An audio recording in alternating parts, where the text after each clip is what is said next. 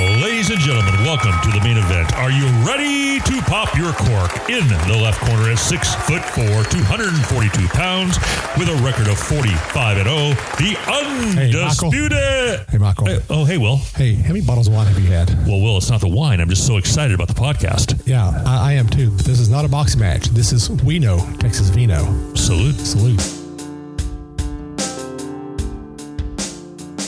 Hey everyone, this is Will. First, I want to apologize for this episode for being late. I've been doing recovery from the last 4 days of events of We Know Texas Vino.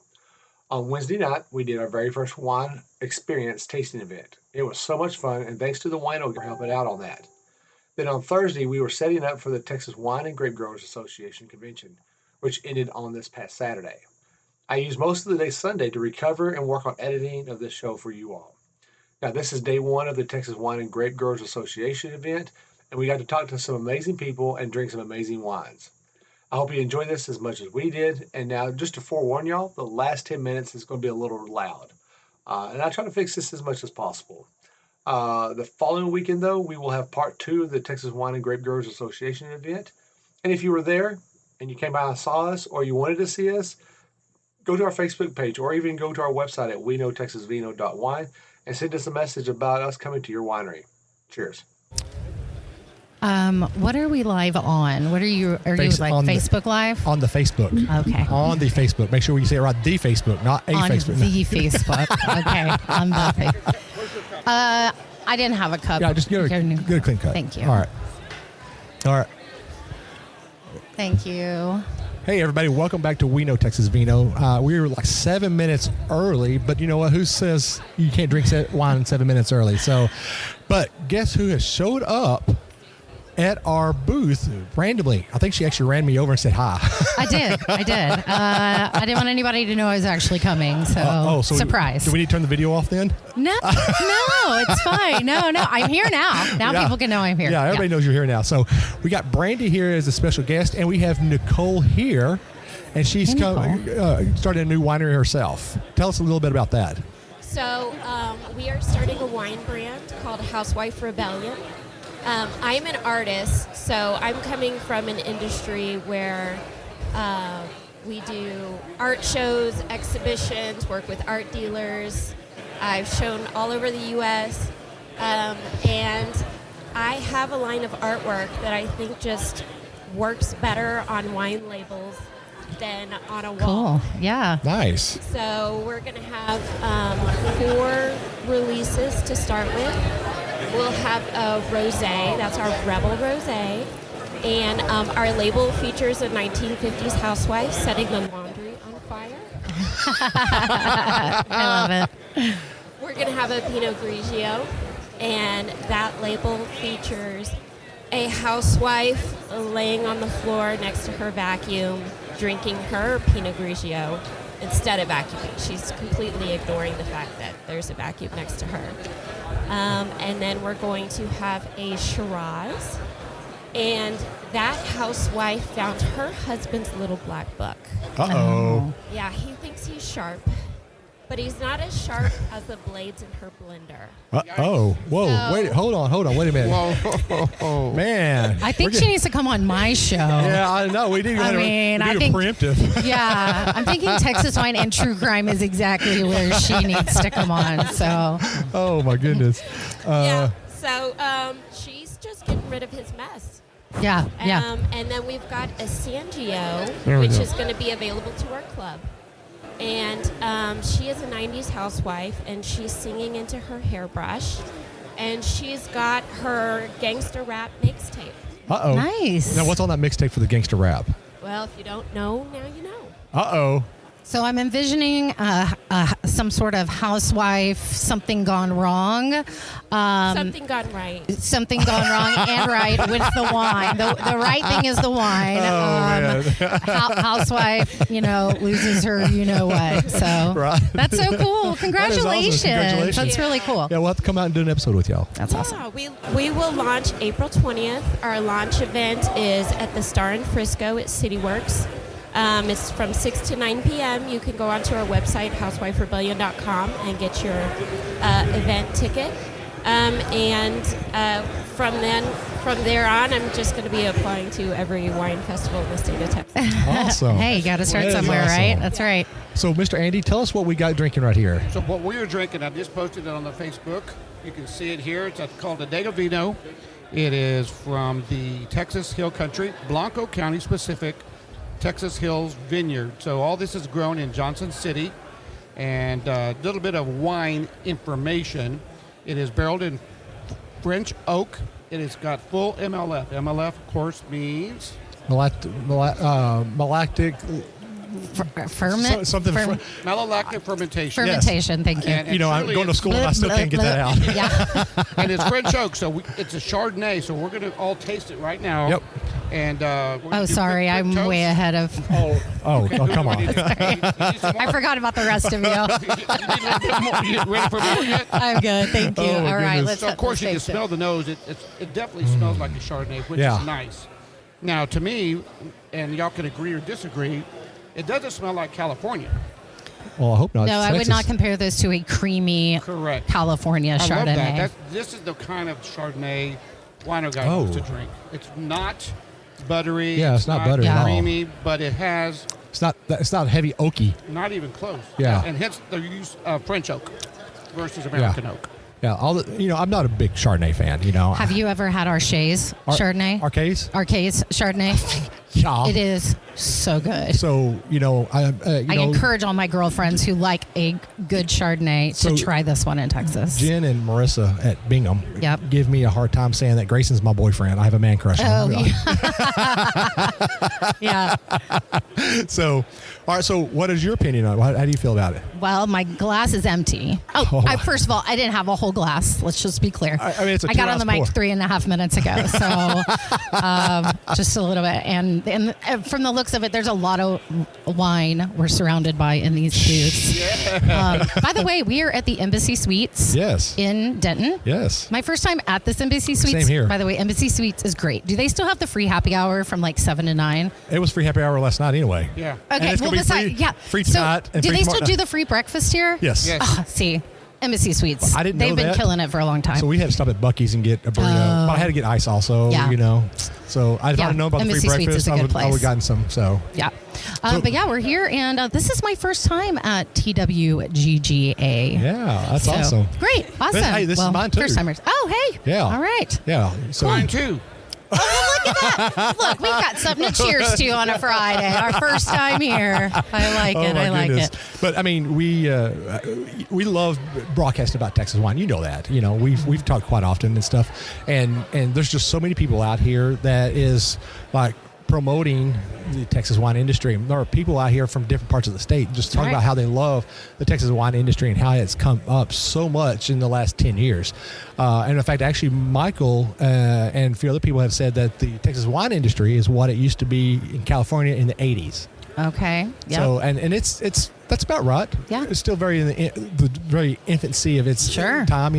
We're still trying to learn out the lay of the land here. Unfortunately, you can go West Texas and find one type of soil, and then go to East Texas and you get a whole different type of soil. Well, that is kind of like everything with Texas, right? Yeah. Like, depending on where you are in Texas, Yes. everything looks or feels like, I don't know, you're in another country sometimes. So Yes. the soil, I mean, West Texas is when I went to West Texas and did a couple live shows, it's a very interesting place. And we had some wineries that came out, and, there's just so much that I was born in Texas, raised in Texas, but there's so much about Texas that we learn, and especially like in the wine industry, right? So we're there. We're getting there. We're getting there. I mean, Yeah. tourism's great. Yep. People are buying and drinking it, so it's good stuff. You know what cracks me up is when I talk to people who don't drink Texas wine. They say, "Oh, I love California wine. I hate Texas wine. It's too sweet." I said, "Well, are you sure it was sweet, or was it a dry wine that was fruit forward?" And they look at me like this blank look on their face, and I'm like, "Are you okay?" And they're like, "I don't know what you're." It's like they get that can't compute look. Yeah. And so I give them $100 test. I said, "I'll tell you what, I will take whatever you like in California, and we'll get the same varietal here in Texas, and we'll blind taste it, and I guarantee you, I'll give you $100 if you pick the California wine." Yeah. And I have yet had anybody take up on that offer yet. The blind tastings are fun. Oh yeah, and we did one Wednesday with Andy here, Oh, fun. and it was kind of funny how some people hit the Texas wine, and then some people missed it. Yeah. But it was fun. We had a great time. It's fun. The blind tasting, so that's actually how Housewife Rebellion picked their wines. Nice. Oh. So I invited the kindergarten moms. Oh, I thought you were just going to say kindergarten. I'm like, wow, wait a minute. We're going to start them young. Yeah. I invited the moms over, and it was all blind tasting for them, and then they picked their favorite. Nice. Nice. That's my target demographic is, Hey, that's right. suburban moms. So let the suburban moms decide what they want to drink. So That's not That's a bad really fun. idea. Well, not only that, the beauty of wine is that it's personal. Yes. You don't have to like what I like, right? That's right. So, and there's millions of options. Yeah. Not just hundreds. Texas alone has hundreds of thousands of options from aged portejas, to Texas sparkling wine, to Texas Madeira, to Texas sherry. There's so much, and if Yep. people would just give it a try and check with us, go to our website, WeKnowTexasVino.wine. Yeah, dot and wine. you can ask questions. You can ask wine guy, what do I recommend? And then one of our vendors, one of our partners is Texas Wine Club. They can hook you up with some amazing Yes. Texas wines. Yeah. Yes. Yeah, we actually had a wine chocolate sauce from Horseshoe Bend Cellars. I heard that episode, and I'm sitting there like, I hate you, Brandy. I mean, it was so good. We put it all over the Nothing Bundt cake. I mean, it was... Actually, I heard Brandy put a straw in the bottle and drank right out of there. I mean, the kids were like, yum. We're like, you can have a little drizzle, right? my So, goodness. but it was amazing. The chocolate, Yeah. Chris, I think, cooked with, so on our show, Texas Wine and True Crime, my husband pairs the wine with a dish. Yes. And so he does a lot of cooking with the wine, right? And so that chocolate sauce. So he did like 2 other desserts with the chocolate sauce besides the little drizzle. So amazing stuff. Yeah. So. Yeah. Andy, you are blocking the camera. We got to have the That's beautiful all right. ladies on the camera, okay? Can't have us ugly guys on the camera. I did block it for just a second, long enough to get a picture of these lovely I ladies. keep forgetting we're on camera, and I'm like, oh, it's pointed right at me. Yeah, it's actually pointing right That's at you. okay. We're actually going to be starting doing I'm gonna YouTube, zoom in real quick. so I need to get used to it. I just need to get used to it. I had to get used to it also. I tried to Yeah. fix my hair, but it failed every time. Yeah. It's kind of frizzy today. I know. I'm like, great. Now I got to do my makeup. People just can't listen to my voice. Oh, my goodness. Not have to see me. So yeah, apparently I've got to step up my game. So Yeah, we're doing that yeah. too. So yeah, that's right. It's fun. Well, It's this fun. is so cool that we Yeah. get to do this together today. I know we've been talking about doing a collaboration. Yeah. So I'm going to throw this out to our listeners. Okay. And so I want you to think about this. La Kiva Murders. We talked about this. Okay. Yes, we did talk about it. La Kiva. Okay. And so I told Michael he needs to do his research on this Okay. because I know the story, and I've actually get on Netflix, not Netflix, Amazon Prime. Okay. And watch Badlands, Texas. Okay. It's a documentary about it. Oh, okay. I will do that. Yeah, Badlands, Texas. Yeah, yes. it's okay. really, really good. And Okay. and the stories I've been told, my dad and my stepmom were there like 2 days before he was murdered. Okay. Yeah. All right. Pretty Well, crazy, I've huh? never heard of it. I told you Yeah. I'd never heard of it. It's out there by Tolingua, out by Alpine. Okay. Well, yeah, I know where that is. Yeah. All right. Well, I'm going to take a look. Yeah. So And yeah, let's plan it. let's do it. Yeah. We'll go to a winery. Y'all want to do it live from what y'all do episode? Always. So all right. Doing So you're gonna live pick anywhere else. Pick a good place. I'm going to pick some place I've never been. Perfect. Duveridge. Perfect. I've never been there.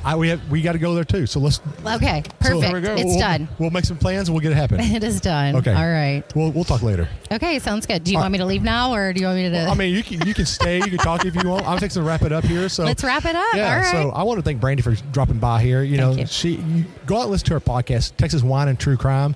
A lot of our podcasts, and I've told her this. Our podcast, we've taken a lot of inspiration from her podcast. Thank you. Took ideas. I literally stole her ideas and then thanked her later.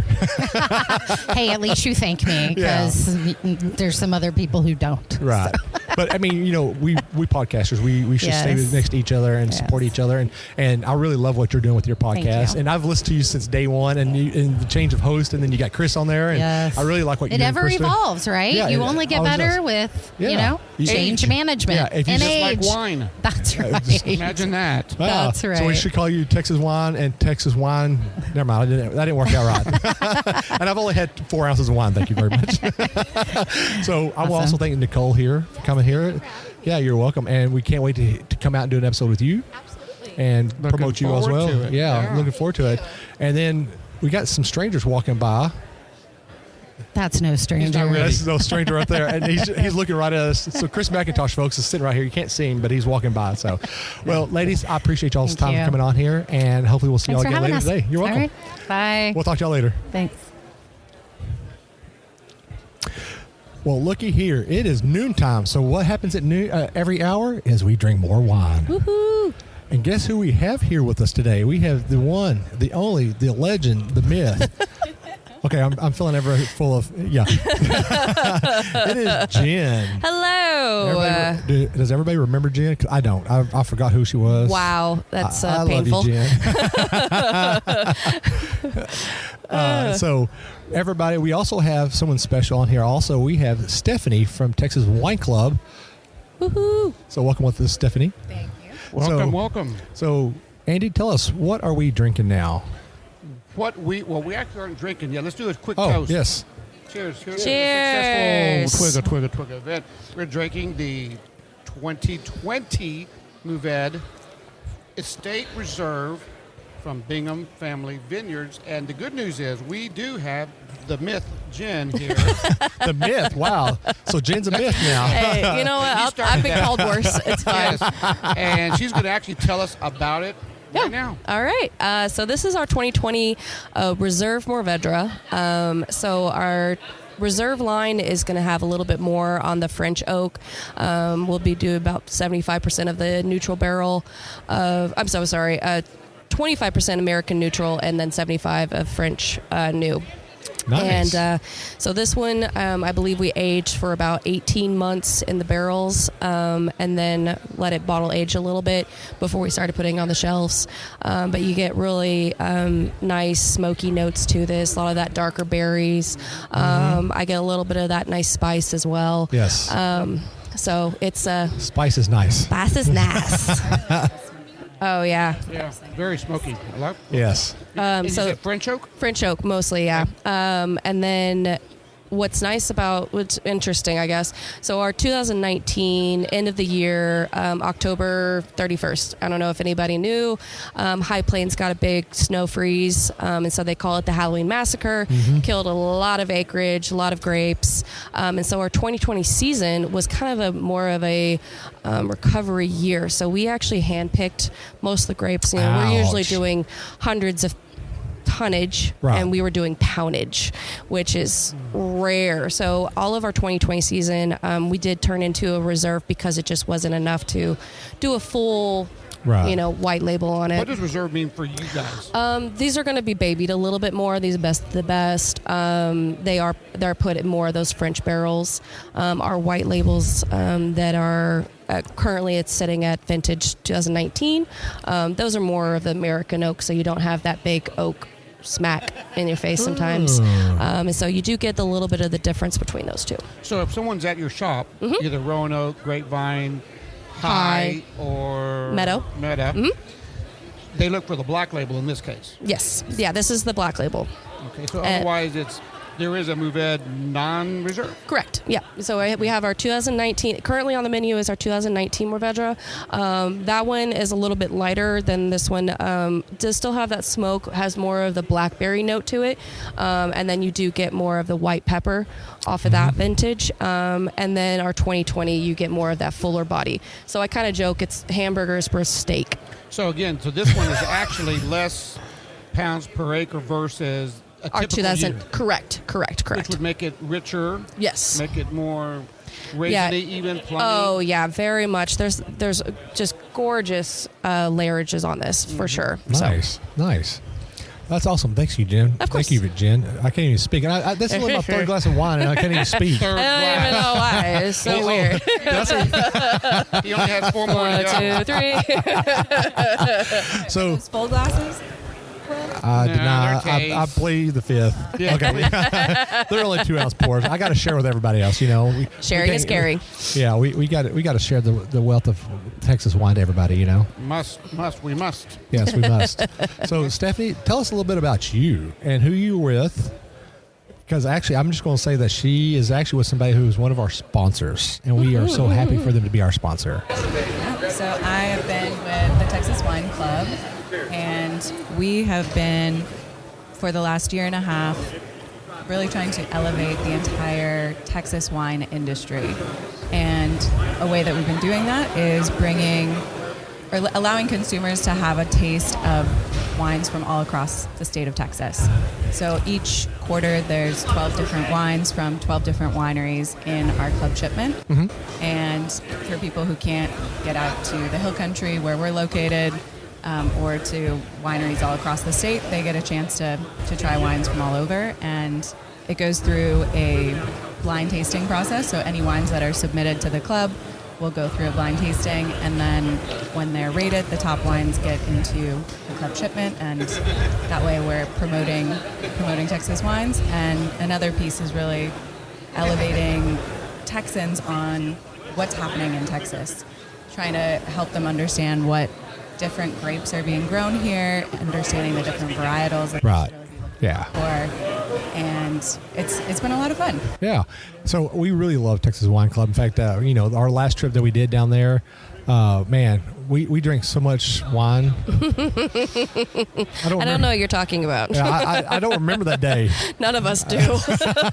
So do y'all only choose the best? That's when you say the blind. You do it blind, Yes. so you're choosing, and you're Exactly. only promoting technically then The best what, of the what best. you guys consider as the best, right? Exactly. Well, there's actually it's called the Texas Wine Guild, and it's an independent guild that has sommeliers and winemakers and chefs as part of the guild. Okay, So fantastic. basically, every month there'll be maybe 20 to 40 wines that go through the guild, and they're rated blind. So Interesting. each wine has, it's poured. That would be there's fun. 6 at a time. And how many do you pull from that? From those 40, for example? It depends. For example. Sometimes it'll be just maybe 4 that are top okay. rated from 40 wines. Sometimes there might be 6 or 7. It depends. And So y'all don't try to hit 12. No, we don't try. Okay. It's basically what the wines really let us know, or the scores are what decide what ends up in a shipment. So it's kind of like crowd tasting. Yeah, exactly. And, having a range of tasters that are, either wine educators, sommeliers, winemakers, or chefs, that just gives a nice range of a palette. And so, not all Texas wines are created equal. And That's the idea is correct. to really give consumers a chance to taste some of the gems. And doing it blind, then there isn't any favoritism, and we really don't always Right. know what's going to make it through. That's There's great. definitely I love that. Some exciting unknowns. You know what you should, True. one of the boxes y'all should offer up is different regions. So take the same varietal from different regions of Texas and offer that up. That would be like a cool one to do. Oh, yeah. That would be really fun. Yeah. More Got- terroir driven. Yeah. Yep. So that people can taste, hey, I get a Tempranillo from South Texas, and then I get a Tempranillo from West Texas, and then a Tempranillo from East Texas and the North Texas, and they try it, and they're like, oh, wow, holy cow, you could definitely taste the difference, in the terroir that these came from. Absolutely. I would even really love that as some kind of an educational class, because that's part of what we've been doing. Are you taking my ideas away from me? You can really get people to try them side by side, because also often when people are part of a club, they won't necessarily open 4 bottles Yes. at one time. Yep. And so when you do some kind of an educational class, you can I think that would be fun to do. try them all. So that they don't have to drink each bottle completely. They get to share their thoughts with other Yes. wine-loving people. Oh, yeah. And that makes it so much more fun. Oh, yeah. To share and Sharing. drink wine together and learn Yep. a little something at the same time. I think that's probably the one thing I love about the wine community is the sharing. Yeah. And You sharing know, is caring. Yeah, it is. I mean, I love sharing wine. I mean, I personally don't like to drink wine by myself. So if I can find somebody that'll drink it with me, I will open a bottle, we'll drink it. Or I'll take it with me and we'll drink it. Now, unless it's Girl Scout cookies. Oh, no, let's not bring that up. I still have nightmares. I still got to hear about this story because I just saw the posts. You should just listen to the episode. Listen to the episode, and you can tell as we get shirted up toward the end, and then we start getting kind of loopy. Oh my gosh! You do have to log into our Buzzsprout podcast stuff. I think so, yeah. So log in there, looking for the post that says Girl Scout cookies unpublished. Oh. Okay, wait a minute. Uncorked. Now she's throwing Michelle under the bus. Sugar high is a real thing. It wasn't just a sugar high. It was alcohol and sugar. All the above. And we finished off with a port, yes, 20% alcohol, and Thin Mints was amazing, yes. Yes. But how's the liver? the headache with the next My liver the next morning was sitting on the nightstand going, how you doing over there? Thanks for the evening. I will say this. I got up the next day and I went into the office and people looked at me like, are you okay? And I'm like, oh, yeah, I'm fine. I just devoured cookies and wine last night. And they were like, and you're still alive? Right. Oh, my goodness. Yeah. So it was definitely fun. It was definitely an experience. Will I do it again? No. I will have to say I feel bad for the little Girl Scout that was at Walmart the other day, and they wanted to sell me some cookies, and I walked by and I went, Maybe next year. I had to pull her father aside because he was there with her, and I had to explain. I said what we did, and he goes, yeah, I would have felt the exact same way too. Yeah. So, well, we appreciate y'all's time coming on here. Of course. We love drinking the wine. Obviously, Jen, we miss you being on the show. I'm coming back. Don't worry. We got to get you back on here. Yes. You know, and we got shows coming up that we have to get scheduled. Yes. So we're going to get you on here. We're going to make fun of you again. Of course. So, by the way, the episode I put on Buzzsprout that says unpublished, it goes back to the whole firelight incident. And we're going to talk about that tonight at the gala. Of course. Yeah, you have to. Meredith's going to be there. We have to. Oh, we for love sure. Meredith. Nice. Well, Oh, my gosh.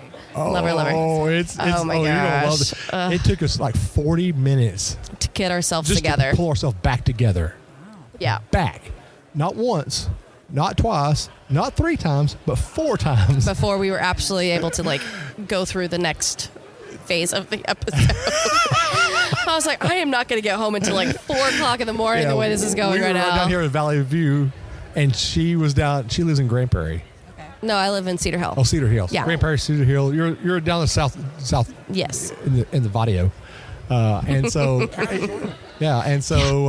it was going to take her 3 days to get back home. Yeah. And it felt like 3 days to get back home. I was like, I had to call Randall up. I was like, please, God, just talk to me while I make through this trip. I don't think I'm going to make it. Oh, man. Shame. No, I was just tired. It had nothing to do with the wine that I drank All right. So for and by 3 the way, hours. someone's at our booth right now.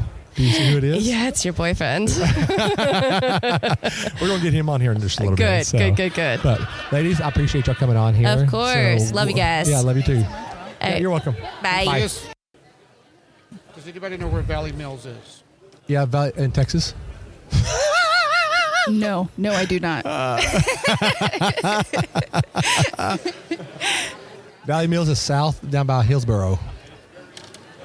35? Yes, down 35. About what we're live now. So hey everybody, welcome back. We are now opening another bottle of wine. And we have a special guest here today with us as well. And You remember her name? I do not remember her name. And I'm sitting there trying to look at her badge nonchalantly. It is Sarah, and she was Biofiltro. Yes. Biofiltro, is that correct? Biofiltro, yes. Yes. So So- she has an interesting story here. But before we get to you, so Andy, tell us what we're drinking right now. Because you need to taste this as well. Yes. So we're drinking a Tempranillo 2019 estate grown, which means it's grown on the premises of Valley Mills Vineyards, which is now by Hillsboro, according to my partner here. That's all the information we got right now. So we're going to taste it. We're going to smell it. We're going to tell us what we think about it. And then we're going to get to talking about worms. That's WORMS.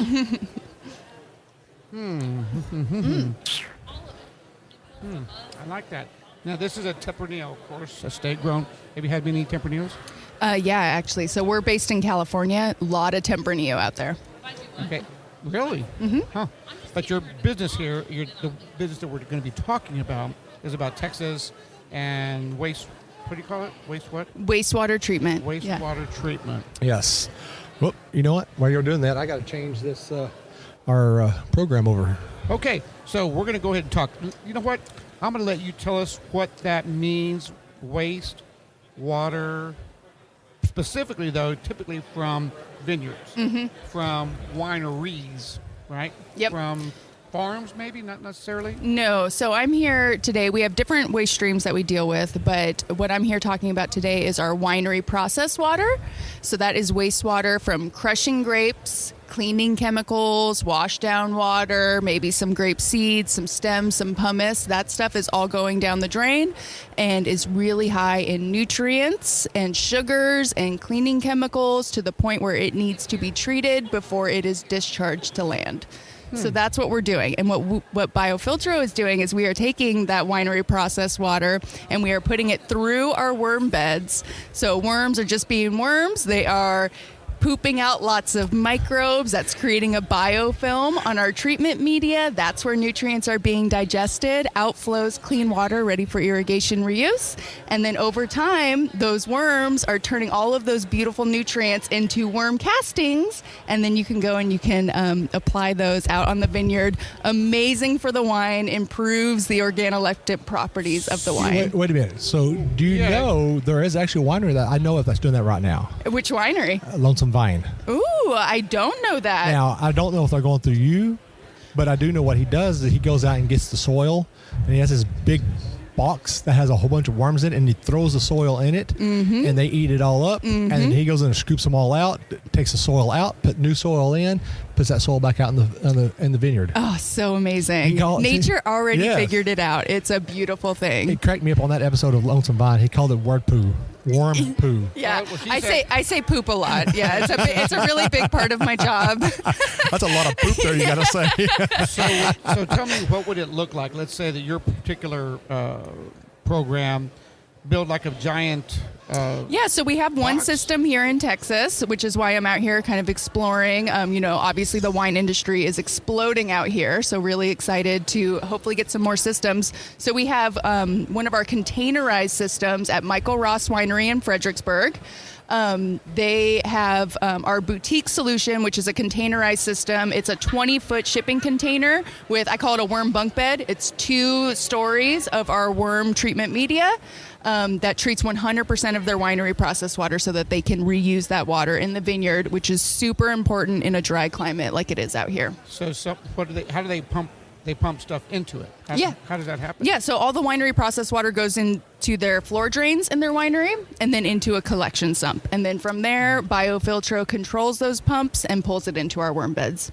That's really where the star of the show is, the automation of our system. So I'm not sure if that's the case with the other winery you mentioned. No, he'll go out there and he shovels the dirt up and puts it in the box. Yep. And he has all these fishing worms.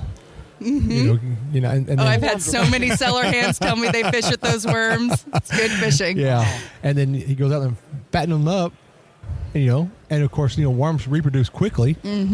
So he had. I didn't know that. Yeah, they reproduce very rapidly. Yeah, their reproductive cycle is like 20-something days. Yeah. And they're hermaphroditic, so everybody's reproducing. Yeah. Interesting. Yeah, I think he said. I want to say, and I could don't quote me on this number. I think he said somewhere he had. I think he said he has like 1,000 or 2,000 worms when he first started. Yeah. Yeah. When he first started a year ago. In kind of the statistic I like to throw out is in healthy, fertile soil, like amazing, beautiful, dark soil, you'll find up to 400 worms per cubic yard. In our system, we've counted up to 12,000 worms per cubic yard. You get into that with a pitchfork, and it is like spaghetti of worms. It's amazing. And of course, you can't help but stab half of them while you're doing it. I know, yeah. But yeah, they disintegrate, or it's not disintegrate. I assume they end up eating each other. Yeah.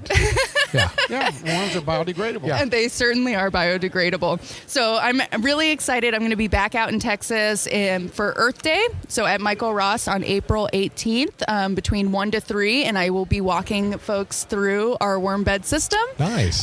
So feel free to... Do you have any videos on that? Anything that you have posted? Yes, we have lots of videos. So check out our website, www.biofiltro, BIOFILTRO.com. And then we also have a Vimeo page, Vimeo, and you can just look for BioFiltro on there. Fantastic. Yeah, lots of really cool videos and content. Had an opportunity to, whether it's here in Texas or anywhere else, taste the products, can you tell a difference? Has the winemaker, the farmer, been able to, for lack of a better term, recoup their investment? Yes, absolutely. So now you're reusing that water. So the system we have at Michael Ross is a pretty boutique system. When they have to replace their filter, they're going to have maybe 20 cubic yards of vermicompost, which isn't a ton, but for our larger systems, so we have systems treating dairy liquid manure that are 300,000 square feet of worm beds. That is a new revenue stream for that dairy. That is a lot of money because worm castings are extremely valuable. So maybe not so much in our boutique wineries, but like our largest winery system is O'Neill Vintners and Distillers in California.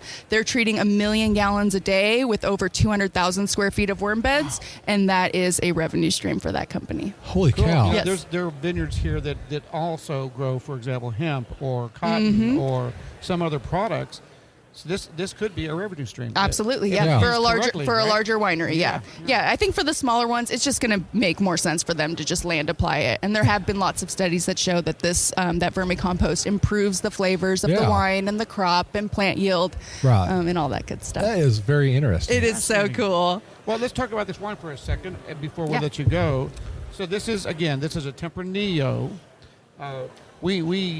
We will, and I at least, we love Tempranillo. We had another Tempranillo out here just a moment ago from our buddies at Edge of the Lake, but you did not get to try it. Maybe we could help you out with that. It's up on the counter somewhere. Take it away. No, I think it's still up there. It's somewhere.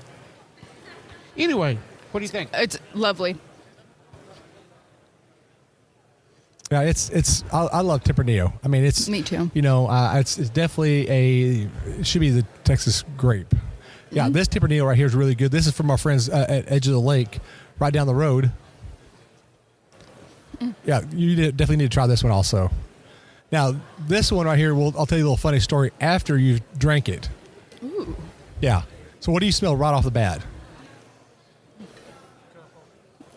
Maybe, gosh, can't put my nose on it. It's super fruity. Literally, you can't put your nose on it?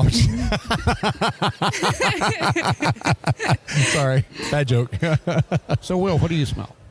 Well, I'm not actually drinking the Edge of the Lake one. I'm still drinking the Valley Mills one because it's actually really tasty. Very fruit forward. This is a very different Tempranillo. It's also estate grown. It's North Texas. It's literally probably about 25 minutes from here. 25? Yeah, 25 minutes from here. We're in Denton. Yeah, we're in Denton. Yeah, not Sanger. Yeah. So he's literally right up the road there. So we had a tasting on Wednesday night, and this is one of the bottles that we had. And I smell sawdust. Like, it's very heavy sawdust. And then we had a couple winemakers there also that was drinking it. And he said he smelt it, and he said he smelled DEET. And I'm like, you mean like off DEET? And he goes, yes. And then immediately when he said that, everything changed. Like, I didn't smell the sawdust anymore. And I looked at him and I said, how dare you change the way I smell this? And this is so tannic. Wow. I don't know if you noticed that, but my mouth is, whew. Yeah, that's really. I like it better today than we did on Wednesday. Yes, because it's had time to air. Yeah. So, yeah. Fantastic. So, parting words, anything.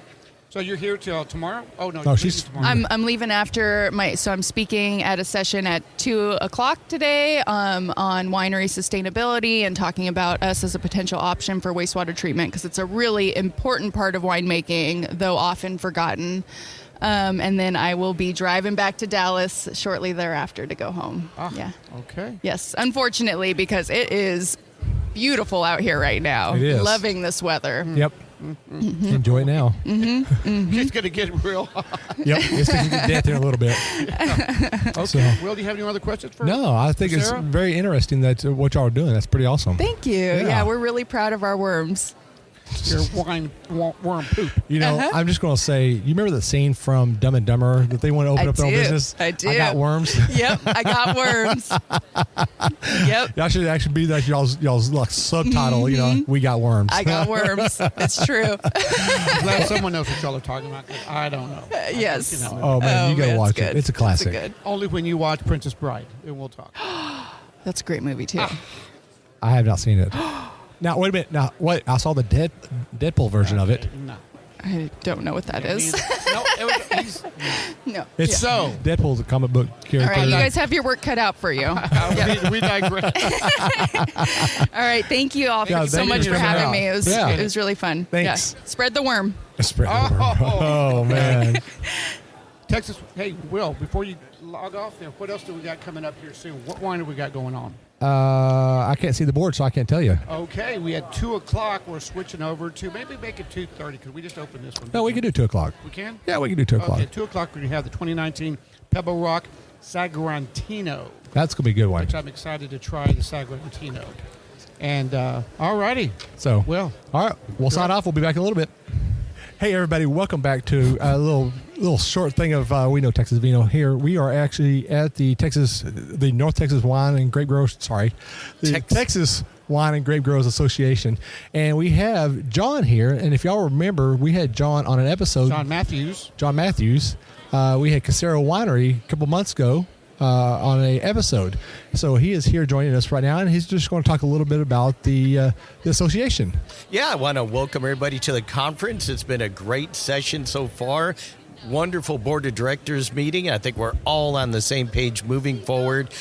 In my role as president this year, my emphasis is on forming strategic partnerships, working together to enhance the industry, grow the industry, and protect the rights that we have. Right. And so that's been the message that we've been getting to everybody throughout the conference. But, you know, our numbers are great. Yes. Our numbers are great. Nearly 900 G permits, over $20 billion in economic development to the state, and we're number 2 in wine tourism. Nice. So this is a great time to be in Texas. Yes. A great time to be a grower, a winemaker, Yep. a winery owner, and that's the kind of message that we're spreading over the course of this conference. Yeah, and you know, I have to say, you know, in the year that we've done this podcast, we've talked to a lot of the winemakers and a lot of the grape growers, and every one of them says the exact same thing. It's such a great place to be growing grapes and making wine. Everybody loves everybody, and we're all family. And I think that's what it is. I said that this morning. We are Texas wine. And not everywhere in the country is like that. Not Right. everywhere in the country do they have the synergy that we do. You know, that some of them have protectionism. Some don't want to share information. Yep. And I guarantee you go up to almost anyone in this conference and you ask them a question about grape growing, you ask them a question about winemaking, about compliance, anything, and they're going to say, here's my experience, here's what we do, Yep. how can I help? And that's the great thing about being in Texas. Yep. You know, so recently I started making my own wine. Just to learn, because, you know, becoming a winemaker myself, and I let a couple of winemakers drink my wine. And Andy here, I'm very cynical about my stuff, and he told me to shut up. And I let a couple of winemakers taste it, and they gave me their personal opinion on what Yep. to do to fix it. And if he was in any other industry, they would have done that. They would have tasted it and then just told you it was crap and didn't tell you how to fix it. And even in some states, and that's the great thing about being in Texas, even in some states, that competitive nature is such that they'd go, it's not really good, and they'd walk away. Yeah. Instead of saying, hey, here's what we think we could do to help you, Yeah. enhance it, make it better. I mean, that is the great thing about our industry. Well, and what's even great about, you know, making wine is you can get the same grape off the same vine, and you still get 2 totally different wines. And I think that goes to the other thing I talked about throughout this conference, the passion of our winemakers. You see it. You see it morning, noon, and night. And we were at a little reception last night. It was very late at night. I'm walking through, and just conversation after conversation. This is after 14, 16 hours being here. And you know what they were still talking about? Still talking about grapes. Making wine Yep. and growing grapes. That's the passion that we see. Oh yeah, and you know, and I'm starting to understand that passion more doing this, you know, and I see the passion, I hear the passion, and I want that passion as well, and I'm getting there. You know, it's not something that's, you know, like anything you start out new, you try to get everything to learn, and you start building more of that passion, the more of the passion. And then when you start building that passion, you get more knowledge, and then more knowledge, you get more passion. Yep. And it's just a cycle. It's just a cycle, and it's awesome. To what you just said, I talked to a very new winery owner. He's only been growing grapes 3-4 years now, and he goes, I want to tell you something. There's all these great educational sessions, all these great networking sessions, but I had an opportunity a few minutes ago to talk to a guy that's been growing grapes in Texas for 4 decades. Wow. And I said, well, how did it go? He goes, I was absolutely amazed. He answered every question, and he gave me suggestions that was worth the entire fee of coming to the conference. Right. And that's what it's about, Yeah, that's sharing all it's about. information, Yeah. helping everybody and helping the industry. Yeah, that's awesome. So for people who are new in the industry, like you were just talking about, how do they get themselves rolled up into Twigga? Get a hold of us, right? Contact our office, go on the website, send us an email, send us a phone call, and say, I want to connect with Twigga. I put a plea out to folks earlier this morning in the general session, and I had multiple people come up immediately when the session was over saying, I'm new to Texas or I'm new to winemaking. How do I get involved? And we want that new blood, right? No matter how old or young you are in the industry or your age, we want that new blood. Yep. We have so many committees, so many activities. We've got the annual conference, we've got Grape Camp, we've got Lone Star competition, we've got regional meetings, we've got legislative work, education work. So there's going to be somewhere that you're going to enjoy, and can contribute. Right. Awesome. That is. And to his point, by the way, the website is www.txwines.org. Yep. Also, because I'm a fan of yours in general, tell us a little bit about Casaro Vineyards and how people can come try some of the President's wine. Yeah, we're located right off of I-35, just south of downtown Dallas, about 21 minutes. We're in Ovilla, Ovilla. So if you're coming from the south, when you see Waxahachie, start paying attention. You can get to us from the west, from Fort Worth. From the north, we're 21 minutes south of downtown Dallas, and we've got about 17 varieties that we serve. We've got a beautiful piece of property, about 3 acres on a creek, big pecan trees. Come out to the tasting room, get a glass of wine, sit outside. Oh, dozens of picnic tables. We're starting our live music again March 15th. Nice. That's going to run all the way till November. So on Friday and Saturday nights, folks can come out, have a charcuterie board, have a glass of wine, enjoy live music, and have a great time. You still doing your flatbread or pizza? We have flatbread pizza. Yep, yeah, sure do. Nice. Yep. All right. That is awesome. What else? And our true crime and wine. Oh, yes. There you go. You literally just missed Brandy just a little bit ago. Oh, yes. I posed for a picture yesterday, and somebody sent it to her. I don't even know who that was. But, yeah, our true crime and wine, the last presentation we did last week was our 84th consecutive sellout. That's awesome. Absolutely amazing. And so it doesn't get any better. If you're into true crime, if you're into true crime podcast or television shows, you can come out. You enjoy a glass of wine. I talk about murder. How do you like that? I mean, how can you go wrong with that? There you go. It's kind of fun. We actually had a lady here, and I can't remember her name, but she was talking about one of her wineries, a boutique winery, and a lot of her wines are named after, Blade, something about killing her husband and stuff like that. Oh, my gosh. And we're sitting there like, sounds like a podcast coming up there. Yeah. Yep. Definitely. Oh, definitely. man. So, John, I appreciate your time coming out here. No, thank you for having me. And I want to appreciate allowing us to come out here as well, because as you know, our podcast, we promote everything about Texas, Yep. And we want to get the name out. As you know, right now, we are actually heard in 30 different countries now. As of January 1st, end of January, we hit 1,500 downloads in 1 month, which is the most that we've ever done. Because the end of 2023, we did 5,700. In 1 month, we did 1,500. Excellent. So we're getting our name out there. We're trying to get it out there more. And actually, number 3 or number 4 country on the list now that listens to our podcast. Are you ready for this? What is it? Taiwan. Oh my gosh! All right, great. Go figure. Don't know. So we got Germany, and then we got Mexico, and then Taiwan and Canada, sitting right there, just tossing back and forth. Awesome. Whatever we can do to help. Thank you for coming out, for being a sponsor. And tonight we get to play around a little bit at the gala. I know. Right? I'm It's going to be a fun evening at the boy. gala tonight. So how much wine do we have to consume before we do this? I think our first tasting was at 9 this morning. I don't know where you are. Oh, man. So, John, thank you again for coming out here, and thank you for having us. And hopefully this is a start of a beautiful relationship with the Texas Wine and Grape Growers Association. All right. Thank you, guys. Thank you, John Appreciate it. Casaro Vineyard, president of Twigga. Thank you so much. Thanks, sir. Thank you.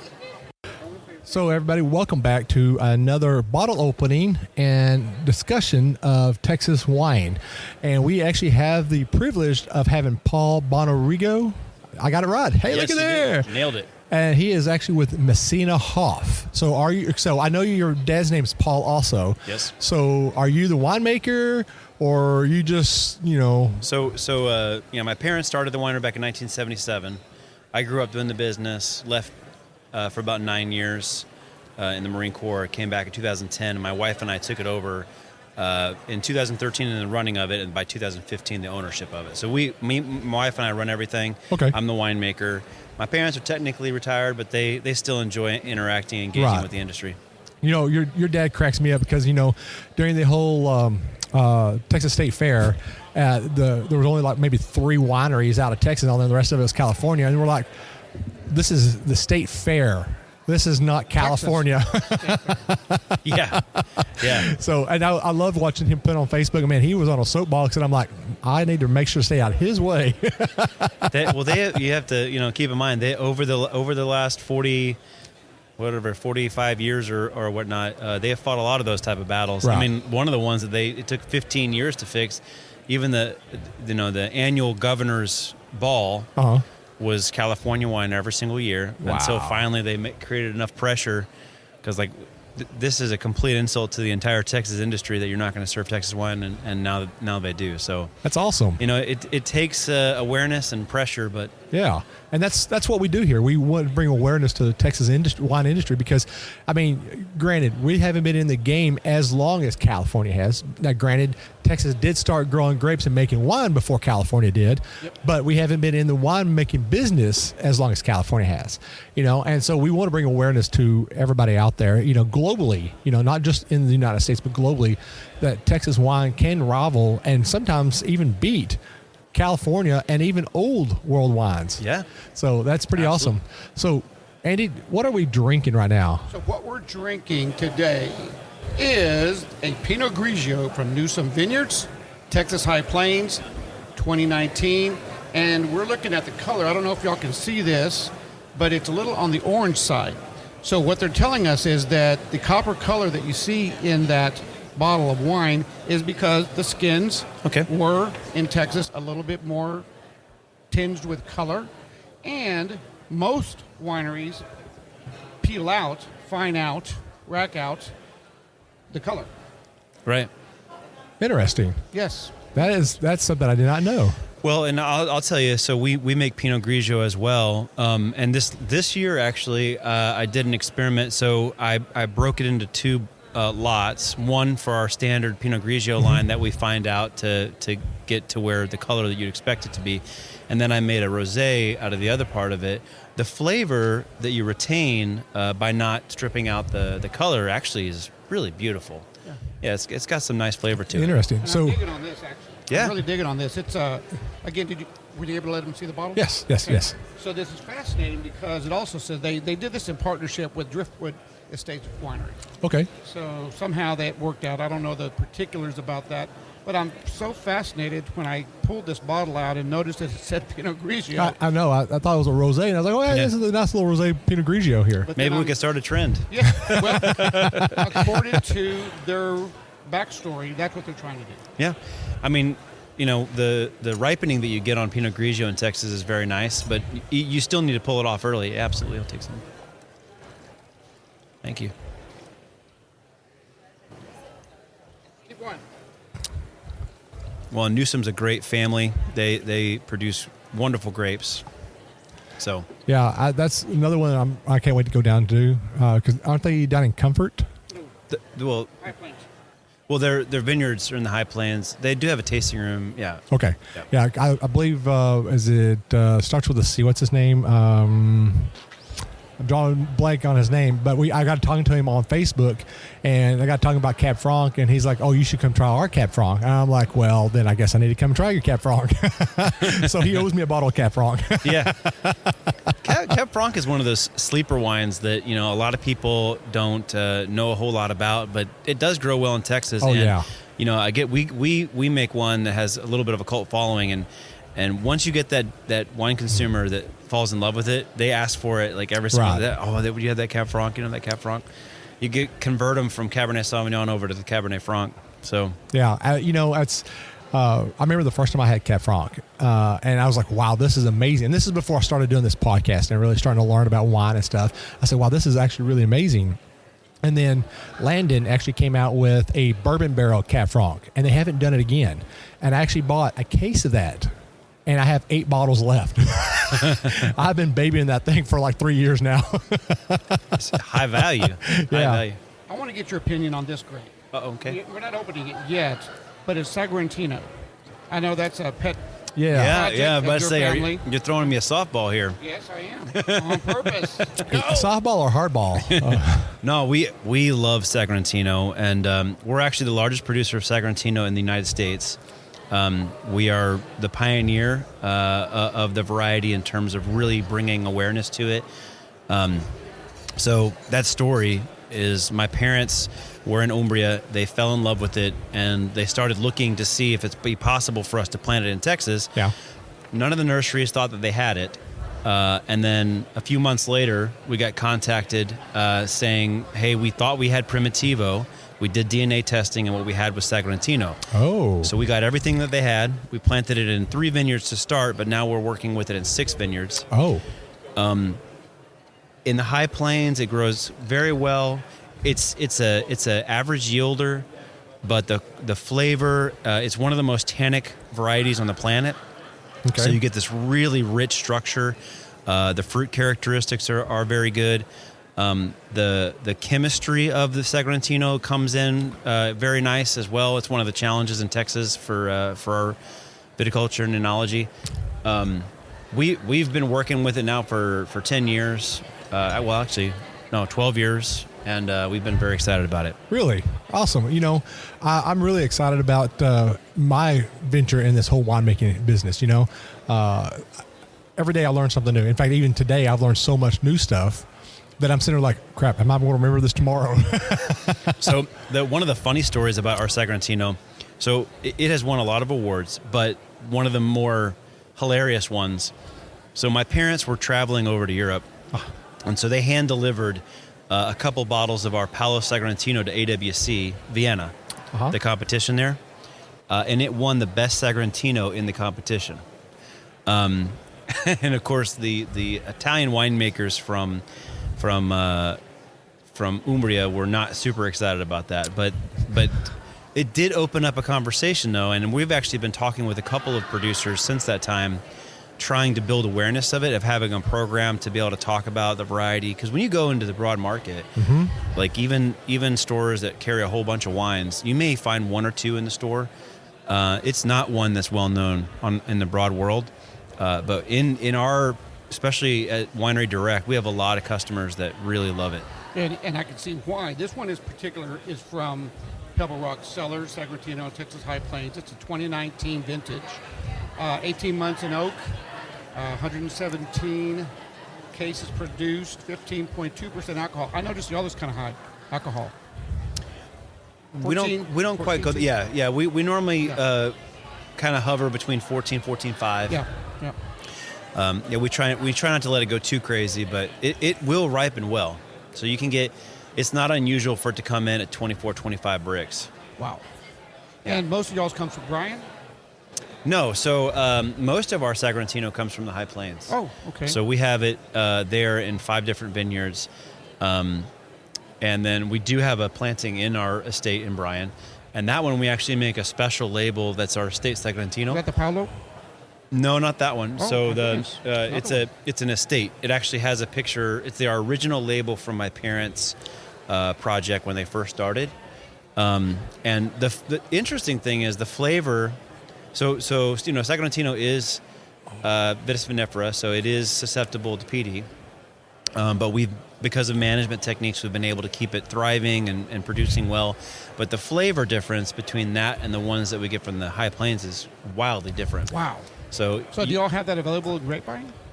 Off and on, yes. Off and on. Yes, Off and like on, we're huh? about to release the next vintage, and then it will be available again. Nice. So what do they look for? If a customer wants to come try a face-to-face, bottle to bottle, if you will, High Plains to estate made, Brian, what would they look for label-wise? Well, so the estate Sagrantino is going to be basically a white label with kind of a line drawing of my parents' the original house.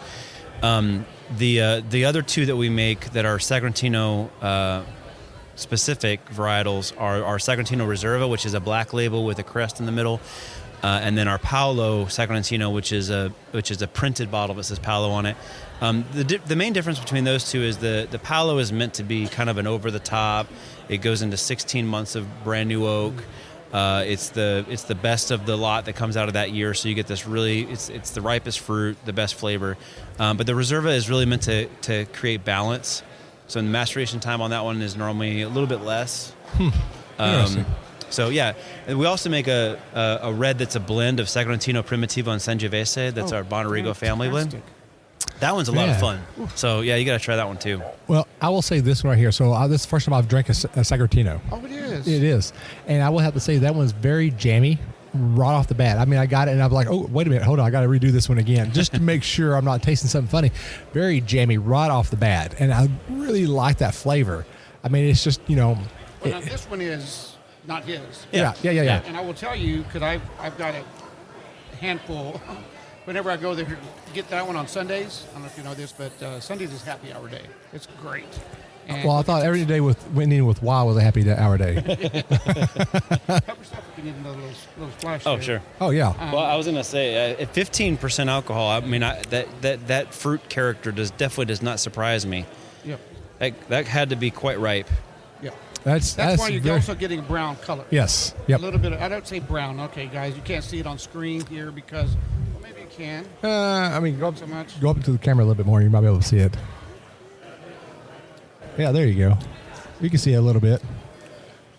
It's very jammy. I get like a little bell pepper in it, It's got, so one of the things that we found, so like this year as an example, we pushed our estate Sagrantino.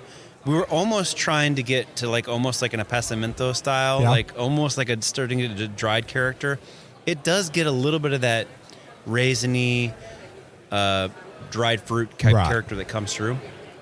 And it can be very intense. So I'm actually picking up a little bit of in this one.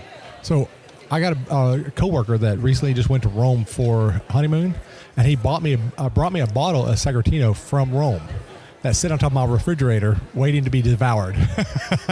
Do you know if it's the sweet style or the dry style? Do you know?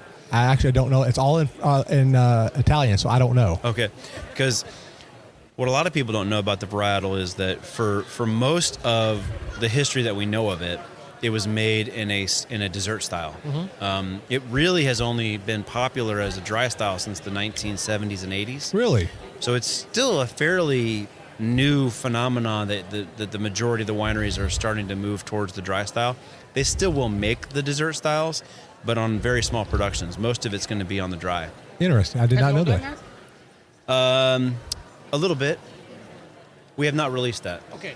Yeah. I've had almost all 90 SKUs of your wine. Yeah. So, except I will admit, not the sweet ones. I'm not a big sweet wine fan. You know what I like to say when I pour wine? I'm a sweet guy, but I'm not a sweet guy. So he's not, and he is a white guy, but he's not a white guy. Oh man, that's funny. Yeah. So, well, Paul, I really appreciate your time on here, course, and we appreciate everything that you and your dad do for the wine community here in Texas. I really can't wait to do an episode with y'all and just sit down with both of y'all, because I would like to. Hopefully, we can sit down with both of you and talk to both of y'all. And, that'd just, be fun. Yeah, it would be fun. Now, when are y'all together ever? It's like Superman. You'll never see Clark Kent. Well, the problem is when he's in the States, he's not. One's in the States, one's not in the States. Yeah, my parents, ever since COVID, they had all their trips canceled. So basically, they've just been trying to jam in all the trips that they missed. So they're just constantly traveling. They've got 2 more trips this year that they've got planned. But wow, during harvest is normally the time when my dad and I are in the same place at the same time. So August. I have a curiosity question. August. So when growing up, my dad and my grandfather was named Bill, and my name is Will. So my grandfather was named Bill, my dad was Bill. But to differentiate who was who, my dad was called Little Bill, and he was like 6'1", and my grandfather was Big Bill, and he is 5'8". So how do they differentiate you from your father now?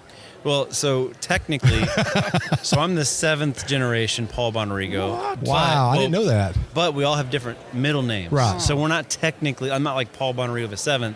So my middle name is Mitchell. His middle name is Vincent. So what a lot of people will do is they call him Paul Vincent and me Paul Mitchell. So that's kind of like me. I'm 3rd generation Will Donahue, but my dad and my grandfather all have different middle names. Yeah, I'm not the hair product, though. No,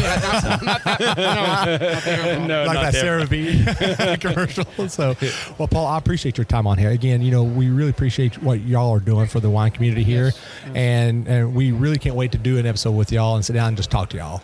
Of course. So, love it. Thank you very much. Appreciate it. Thanks. Thanks. So much. So, Andy, what is your first reaction for this first day at Twiga?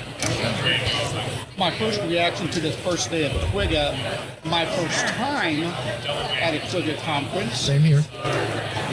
I'm excited how well this has worked out, how well this place is laid out. There's plenty of light. As a former event planner, our situation here, we got a pretty good looking booth, I must say. Yeah, and a lot of people come by, they see all the microphone stands and like, what's going on over here, and they come check us out and talk to us, and the next thing you know, we've made a new friend. Well, I love that just now we had Jesse and Ken Villarreal come by. They brought a bottle of wine and said, can we get interviewed? How exciting is that? Is that not awesome? That is one of probably the most awesome things that we're having done today. And here's what's crazy is we actually have Bob Landon on here. The elusive. That remains to be seen. That's an elusive Bob Landon. That's not the Bob Landon, but it's the elusive Bob Landon. Sure.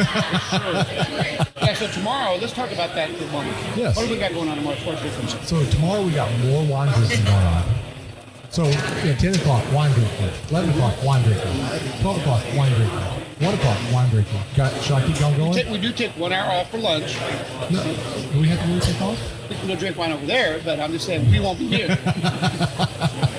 Yeah, we have an 11 o'clock interview. Yep. We have a 12 o'clock interview with the meat from Texas A&M. That would be a great one. Yeah, we've got our world famous Chris Hornbaker from the coming on at 1. He's actually supposed to be bringing some special. Okay, look for that special. We've got the invitation out to Mr. Andrew Schneider. He's supposed to be dropping by at some point tomorrow. Yep. Not to mention a few other people. Oh yeah, and I know that there's supposed to be some alumni from the Twiga supposed to come by also. I mean, hopefully some more other people.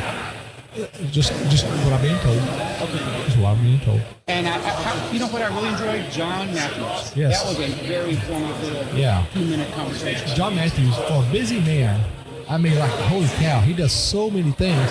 He still has time for the Texas wine industry. Is that not awesome or what? We're getting ready to sign off here for the day. It is 4 o'clock. We have the gala. Yours truly, me and Michael will be doing the gala for the night, and we're going to see if possibly, I don't know if it's going to be possible because we would have to do equipment to stream it live. I don't think it'll be possible, but what we'll do is we'll make sure we get pictures and videos of the event tonight, and we'll post it online. But, we want y'all to think about this. Texas is the second largest state in the union. Unless we want to, discard Alaska, then we're the biggest state in the union. And we as Texans, we're all very proud of what we have here. And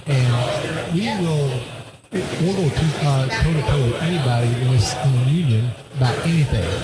Well, let's go toe-to-toe with grape growing and wine, because we have some of the best stuff out here. And if you're listening to this and you've got a friend that drinks wine and they drink California wine, let's get them on a blind tasting. Let them taste a Texas wine versus a California wine, or an Oregon wine, or a Washington wine, or a Finger Lakes wine, whatever. Let's do it. Let's get them to change their mind. And let me tell you how you can do that real easily. Yeah. One of our sponsors, the Texas Wine Club, you can contact them. They will ship you some of the best Texas wine available. Yep. And you can do your favorite comparison. Yep. So this is Will. This is Wine guy. And we'll be back tomorrow morning at 9 a.m. 9? 10.